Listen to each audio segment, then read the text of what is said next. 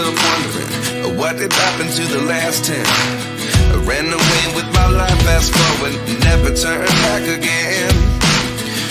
Pumunta kami sa Calicabalayan, Batangas. Sa bungad pa lang ay napaka-peaceful na. Pwede rin kayo mag-bonfire. Very inviting ang ambience nito. Malinis at well-maintained ang lugar. Very close to nature. Yun ang mararamdaman mo kapag pumunta at nagstay ka rito. Napakatahimik talaga ang lugar. Ang ganda pa ng background. At meron ditong swimming pool. Pwede kayo mag-swimming anytime. Very convenient talaga kasi may restaurant din sila. Kaya kapag nauhaw, nagutom o napagod, akyat lang dito sa may parang kubo na restaurant sa taas. At makikita nyo ang buong view sa paligid. Very cozy at relaxing ang buong restaurant. At kung adventurous ka, pwede ka rin pumunta sa may net nila. At napakabait ng kanilang staff. Wala akong masabi. Maraming upuan na pwedeng pagpilian kaya talagang makaka-relax kayo. Kaya ito nga, libutin na natin.